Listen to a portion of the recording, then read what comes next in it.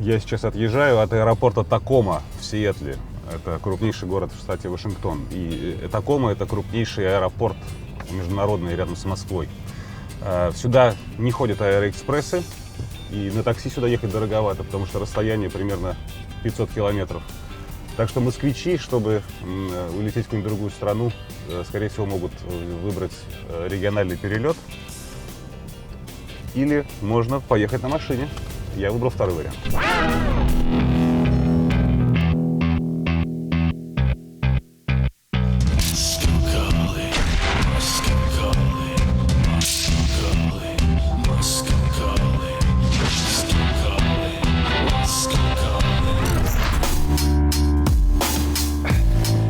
Ну что же, каких-то 4 с небольшим часа езды от Сиэтла, и мы приехали в Москву.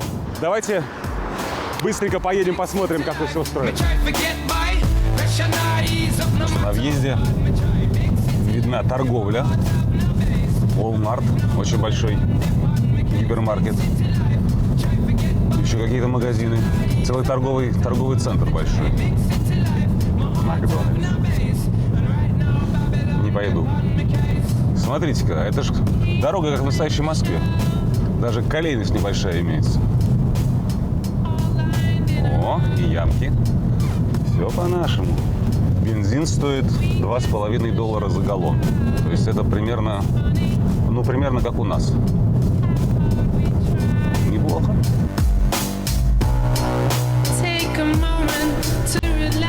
Так, подождите-ка. Лимит скорости вырос.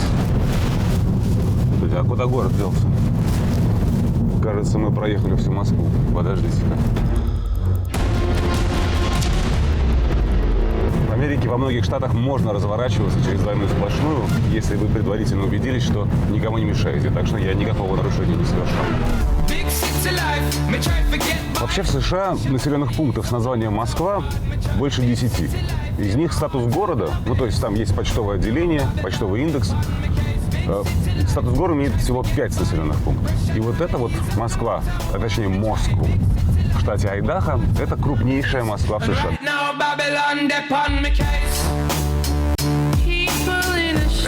Ну что же, мы приехали в самый центр Москвы. Это город.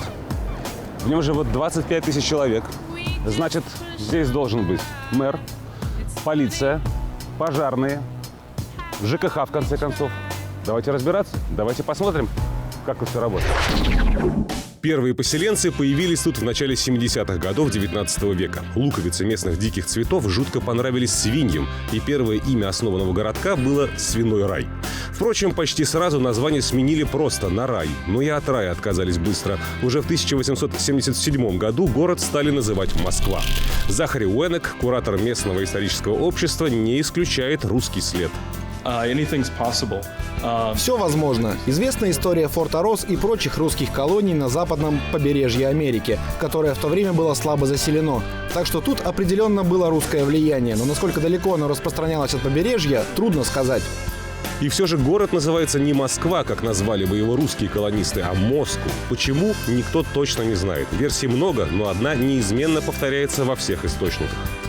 В то время тут работал почтмейстер, который был родом из города Москоу в штате Пенсильвания. Ему нравилось это название, и он при подаче документов на открытие почтового отделения просто назвал этот город в честь родины.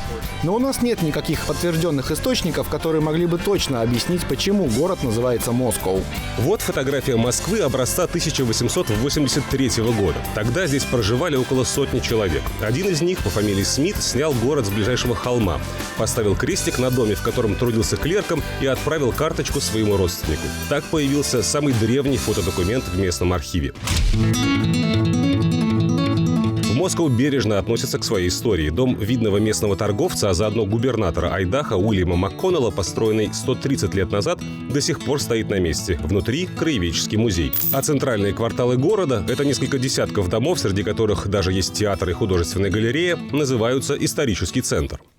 Это самый центр Москвы. Фактически я сейчас перехожу местную Тверскую. Она здесь называется Вашингтон-стрит. Кстати, вон стоит симпатичный Porsche. Действительно, какая Москва без дорогих машин. Я пришел в мэрию. Вот это здание. У меня встреча сейчас с мэром Биллом Ламбертом. Кстати, мэрия, обратите внимание, уже правильного цвета, не хватает несколько этажей и колонн. Ну, какие наши годы? Городу всего 145 лет. Господин Ламберт, большое спасибо за это интервью, за то, что уделили мне время. Сразу спрошу про расходы. Сколько в среднем житель Москвы платит за коммунальные услуги? Если вы владеете домом в Москве, а давайте предположим, что вы им владеете, то вы будете платить городу единый коммунальный платеж за канализацию, воду, за вывоз мусора. Размер платежа варьируется от $110 в месяц до $250, в зависимости от объемов потребления воды. Если летом вы тратите много воды, чтобы поливать лужайку, вы будете платить больше. Вы сказали, что минимальный платеж $110. Да, довольно много. Вы полагаете, что это много? Это за один месяц? Да. В моей Москве у меня не дом, а довольно маленькая квартира, около 60 квадратных метров. Это в метрической системе. Да, у нас тут футы. Но это совсем небольшое жилье, поверьте. Так вот, я плачу столько же. Если вы снимаете квартиру, то цифры будут иными. Я не снимаю, я владелец. А налог на имущество вы платите? Плачу, но он у нас сравнительно низкий, около $200-300 в год. Вот как? При сравнительно одинаковых счетах за коммуналку москвичам из Айдаха приходится платить намного более внушительный налог на имущество. Например, при цене дома в $200 тысяч размер налога может превышать $600 в год. Но это как при цене квартиры в 13 миллионов рублей вы будете платить под 40 тысяч рублей налога. Впрочем, найти хороший дом за 200 тысяч в айдахской Москве – это большая удача. Обычно за такие деньги продают довольно старые и не самые ухоженные постройки. Хороший современный дом с 2 спальнями дешевле 250-300 тысяч найти будет непросто. Что говорить, центр города довольно уютный. Бетонные тротуары, старые дома, деревья растут. Листву, правда, никто почему-то не убирает. Но некоторые детали сразу же выдают в Москве типичный американский город. Это вот такие вот технические проезды между зданиями. Здесь находятся все мусорные баки, все выносные коммуникации. Обязательно почему-то деревянные телеграфные электрические столбы и неизменные американские круглые трансформаторные бочки. На самом деле с листьями тут все строго. На частной территории их обязаны собирать сами владельцы, а на общественный – город. В парках опавшую листву могут просто перемолоть в порошок и оставить на газонах в качестве удобрения. Ну а то, что упало на тротуары и улицы, рано или поздно заберет спецтехника. Тайлер Палмер, который отвечает в мэрии за коммуналку, уверяет, что в Москве работают аж 4 машины для сбора листвы и целых 5 универсальных самосвалов для уборки улиц. Как раз сейчас наш механик устанавливает систему для добавления хлорида магния в соляную смесь, которой мы посыпаем дороги зимой. То есть вы посыпаете дороги солью? Мы используем 3 вида веществ в зависимости от температуры и типа выпавшего снега. В основном это дорожная соль. Если на улице очень холодно и много льда, мы добавляем в соль каменную крошку. Кроме того, дорожную соль мы всегда смачиваем жидким хлоридом магния. Иногда мы поливаем улицы этим реагентом до начала снегопада, чтобы не допустить обледенения.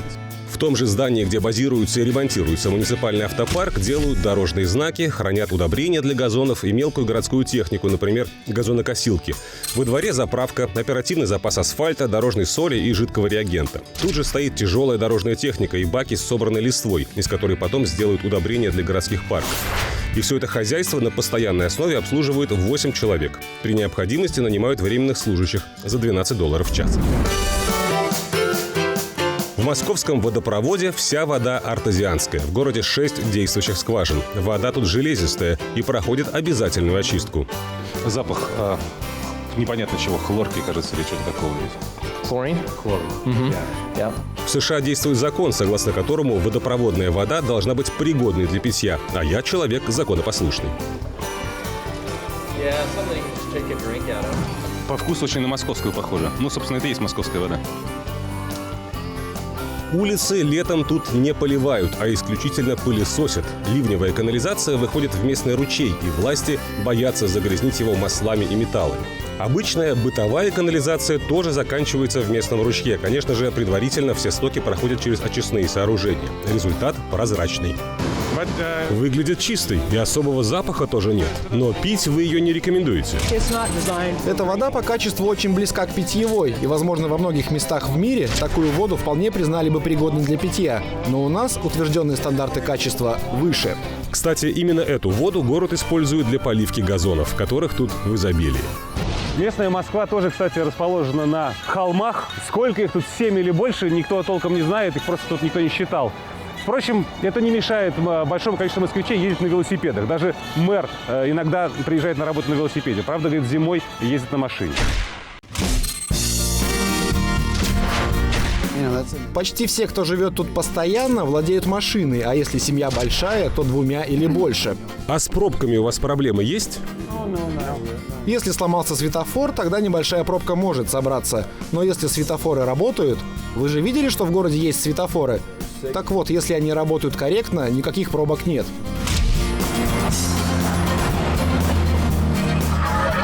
Это городской автобус, только что отъехал, а вот остановка, на котором его можно ждать. Как вы видите, здесь есть схема. В городе Москва всего 2 автобусных маршрута, синий и зеленый. Они абсолютно бесплатные, ходят, правда, редко. Вот такого автобуса следующего ждать полчаса примерно. Чтобы скрасить ожидания, можно здесь же на остановке изучить историю города. Вот посмотрите, в 1971 году здесь появились первые поселенцы. И сначала город назывался Paradise Valley. Была построена школа, была проведена сюда первая железная дорога в 1885 году. И в 1887 Москва была признана официально городом. И, кстати, именно вот в 1976 году, я пропустил, это место было переименовано из Paradise Valley в Москву. Ну и дальше вот вся история прослеживается вплоть до конца остановки. Кстати, вот 1892 год, открытие университета Айдахо, крупнейшего работодателя, фактически городообразующего предприятия города Москва, штат Айдахо. Был в истории этой Москвы и свой великий пожар. 30 марта 1906 года сгорело первое здание университета Айдахо. Для города это была трагедия. Напомню, из 25 тысяч населения города 11 тысяч – это студенты, еще 4 тысячи – это преподаватели и административный персонал университета. Получается, что университет был основан практически сразу после того, как был основан город. Да, более того, университет Айдахо был основан раньше, чем сам штат Айдахо. А как же он тогда назывался? Университет Айдахо. То есть эти земли назывались Айдахо еще до появления штата? Верно. Основанный как сельскохозяйственный, сегодня университет Айдахо готовит бакалавров, магистров и докторов десятков разных гуманитарных и естественных наук. Стоимость обучения по американским меркам невелика – около $17 тысяч в год. Как и в любом уважающем себя американском вузе, тут есть футбольная команда. Я имею в виду американский футбол. Называется она «Айдахские вандалы». Домашние игры вандалы проводят на крытой 16-тысячной арене Кибидоум, которая находится тут же на территории университета. Несмотря на то, что в городе команду очень поддерживают, играет она так себе, проигрывает чаще, чем наоборот. Везде, где есть крупные университеты, можно встретить наших соотечественников. Александр Блюменфельд, физик по образованию, заведует в университете Айдахо спектроскопической лабораторией. Его супруга Нина работает на факультете антропологии и археологии. В Москву они перебрались в 2000 году. Произошло это во многом случайно, но уезжать отсюда уже не хотят. Нам очень здесь понравилось. Нет. А что понравилось? Природа. Вы же в России где вы живете? В Москве. В Москве. Ну, а что, нет, их нельзя сравнивать. Нельзя. Кроме... Да, мы всегда шутим, что мы из from real Moscow. Да, нет. Но дело в том, что как их сравнивать? Ну, как сравнивать Москву с каким-нибудь там, я не знаю, даже не с Коломной, а с Каширой. Невозможно. Мегаполис Нет, маленький. Ну, вы же сами же были в этом. Тут потрясающая природа вокруг. В любую... удалось. Да, в любую сторону. Кстати, о Подмосковье.